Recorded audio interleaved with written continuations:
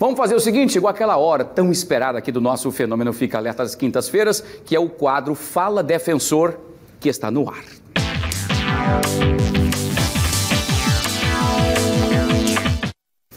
Muito bem, no Fala Defensor de hoje, nós vamos receber aqui a defensora pública Bruna Cavalcante, tá? Que vai falar com a gente hoje sobre a violência contra a criança e adolescente.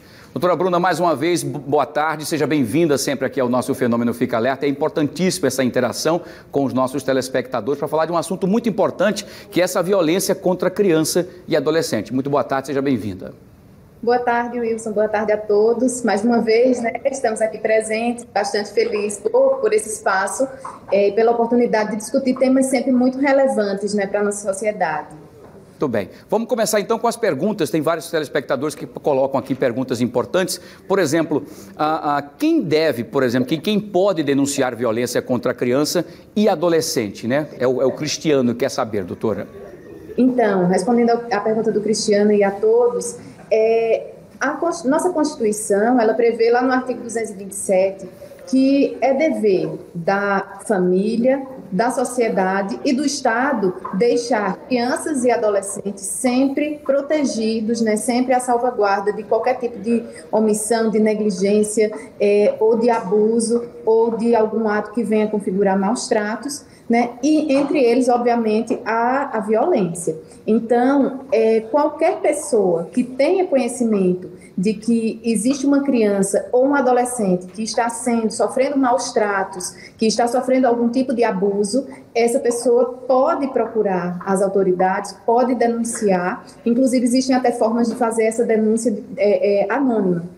Então, essas pessoas podem. Existem pessoas que têm a obrigação de fazer essas denúncias, como, por exemplo, o Conselho Tutelar, que tanto é porta de entrada, né, para essas denúncias, tanto recebe essas denúncias, como também, tendo conhecimento delas, havendo a configuração de algum crime, deve levar ao conhecimento da autoridade policial, conhecimento do Ministério Público, da Justiça da Infância e da Juventude, profissionais de saúde que atendam criança e adolescente com sinais de maus tratos, diretor de creche, de escola, onde a criança esteja, que esteja com sinais também de abuso ou de maus tratos, também tem a obrigação de fazer esse tipo de denúncia, né? A gente deve, enquanto sociedade, devemos estar unidos sempre, né, para resguardar o direito dessas pessoas que ainda estão em formação e que, por isso, precisam contar com uma atenção especial de todos nós. Perfeito. Doutora Bruna, tem outra pergunta aqui, chegando da Mauricélia Santos. Ela faz a pergunta a seguinte: o que é considerado agressão contra uma criança ou um adolescente? Ela quer saber detalhes sobre isso. Sim, veja só, o abuso, né, ele pode se dar de forma, essa violência, vamos chamar de violência, né, mas ela pode se dar por meio de um maltrato que configure um abuso físico, pode ser a violência sexual, pode ainda haver a violência psicológica e ainda pode haver a violência por omissão.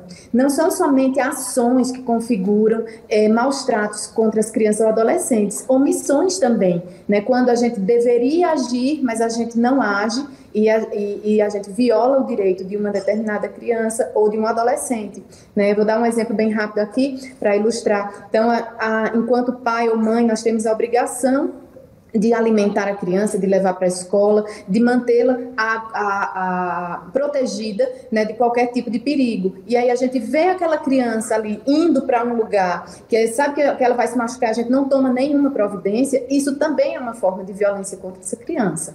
Perfeito, muito bem. Doutora Bruna, vamos lá, tem mais perguntas chegando aqui. Quem é que pode, doutora Bruna, denunciar a agressão?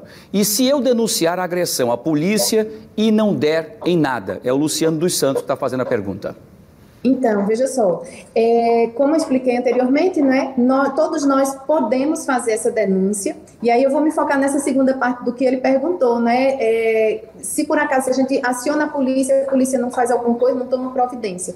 Então, existem várias portas de entrada para essa denúncia. A primeira delas, e a mais comum, é a gente ligar o 190, acionar a polícia militar, né, que é quem tem a obrigação imediata ali de fazer cessar algum tipo de violência, algum tipo de crime que esteja acontecendo. É a polícia ostensiva tem essa obrigação legal. Caso a gente não consiga acionar a Polícia Militar eventualmente demore ou aconteça algum fato que não seja possível do policial estar presente, nós podemos procurar ainda a Delegacia de Polícia Civil, que pode ser uma delegacia especializada, se houver uma delegacia de repressão aos crimes contra criança e adolescente no seu município, ou a delegacia, qualquer delegacia de Polícia Civil. Podemos ainda procurar a Polícia Federal, Polícia Rodoviária Federal, a depender de onde esteja acontecendo esse tipo de maus tratos. E a gente pode procurar ainda outras instituições, como, por exemplo, o Ministério Público, o Conselho Tutelar, e ainda existe um canal muito simples e fácil de acessar, que é o canal do Disque 100. Disque 100 é um canal que é federal, funciona no Brasil inteiro, 24 horas por dia, durante os 7 dias da semana, recebe inclusive as denúncias anônimas, né? E a gente pode procurar esse canal através da internet ou ligando do celular, né? Então, existem todas essas possibilidades de se buscar, denunciar, de levar ao conhecimento das autoridades. A gente tem visto, Wilson, lamentavelmente, né, várias notícias aí de crianças que sendo amarradas, mantidas refém em casa, pelos próprios pais, crianças sendo assassinadas, casos de violência extrema, né, de tortura contra a criança, e isso pode ser evitado. Às vezes um vizinho tem notícia, tem conhecimento, mas fica receoso, achando que se denunciar vai ser chamado,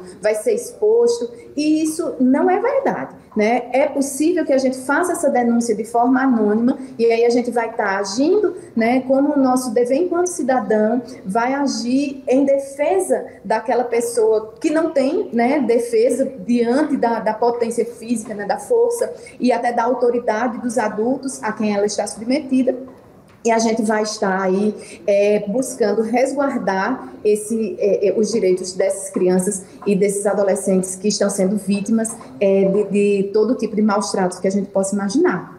Muito bem, doutora Bruna, vamos lá, tem mais perguntas chegando aqui. Quais as medidas de proteção para a criança e o adolescente que foram vítimas de agressão? É a Luma Brito que faz essa pergunta, doutora. Veja só. Existem algumas medidas, né, que podem ser tomadas já de imediato pelo Conselho Tutelar. Se a gente chama o Conselho Tutelar, o conselheiro ele tem autoridade para aplicar, por exemplo, um encaminhamento para um tratamento psiquiátrico ou para um tratamento psicológico. Ele pode imediatamente levar aquela criança ou adolescente agredido para um tratamento médico, né, além de, obviamente, de fazer as denúncias e de levar ao conhecimento da Justiça da Infância e da Juventude. Além disso, ele pode advertir aquele pai, aquela mãe, ou aquele familiar, né? Porque a gente às vezes pensa que esse tipo de violência somente pode ser o sujeito, somente pode ser o pai ou a mãe, mas não, qualquer pessoa que esteja com obrigação de cuidar, de zelar pela criança ou adolescente, tem a obrigação de mantê-la à salvaguarda e pode ser o sujeito desse tipo de violência, né? Então, se comete esse tipo de crime, esse tipo de agressão, que pode resultar num crime, né? Essa pessoa está sujeita às penalidades legais. E existem ainda medidas que são aplicadas pelo juiz. O juiz da infância e da juventude, quando ele tem conhecimento da violência que está sendo cometida, ele pode tomar algumas decisões, como, por exemplo, afastar o agressor do lar, ele pode tirar a criança do poder daquela família, seja suspendendo o poder familiar, seja através da destituição do poder familiar, encaminhar essa criança para uma família substituta, para uma família extensa ou ainda para um acolhimento institucional, que a gente chamava de abrigo, né, até bem pouco tempo atrás. Muito bem. Vamos para a última pergunta, tem muitas perguntas chegando aqui, ó. Caso, por exemplo, seja constatado a agressão, por exemplo, coloca, por favor, aí a pergunta acabou saindo aí. Aquela pergunta aqui, acho que é Carla Farias, tem muitas perguntas chegando em relação à questão do seguinte: o meu filho é muito danado e eu acabo, não consigo, enfim, fazer com que ele pare somente falando, eu acabo às vezes dando umas palmadas a ele. Até que ponto isso é considerado uma agressão ou não? São muitas perguntas que estão chegando nesse sentido, doutora Bruna. Esse tema realmente é bem relevante, né, Wilson? A gente já recebi vários pais e mães, né, na defensoria perguntando a respeito disso também. E aí, o que é que a gente fala? Desde o ano 2014, existe, eu acredito que todo mundo deve estar familiarizado com esse nome, existe a Lei da Palmada.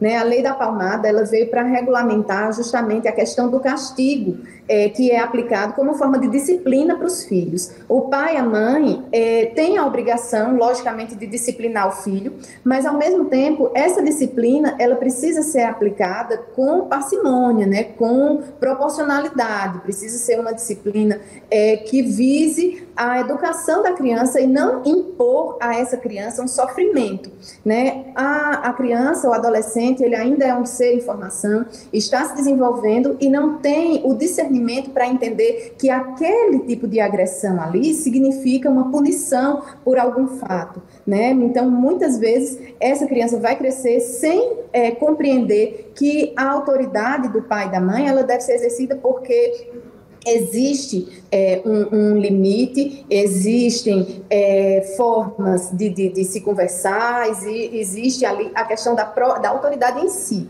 mas ela vai obedecer pelo medo. Né? Então, o castigo físico, ele não é preferível, ele não deve ser utilizado, né? Seja por desencadear uma série de problemas psicológicos, aquela criança que vai se tornar um adulto no futuro tendente a repetir esse tipo de comportamento, seja também porque existem punições, né? Para além de perda de poder familiar e tudo mais, existem punições que podem ser aplicadas no caso de um castigo moderado que cause um sofrimento intenso àquela criança e que configure um eventual crime. Então, a punição pode ser a punição aplicável ao crime que venha a ser cometido. Né? Então, o castigo, ele deve existir dentro de um determinado limite, e esse limite é o de não causar sofrimento físico ou sofrimento psicológico ao filho ou à criança que esteja sob a sua guarda, sob a sua proteção. Perfeito. Doutora Bruna, mais uma vez, doutora Bruna Cavalcante, muito obrigado pela sua participação. Se fôssemos responder a todas as perguntas, ficaríamos aqui pelo menos uns três dias, né? Mas voltará em outras oportunidades para também dirimir as dúvidas dos nossos telespectadores que participaram.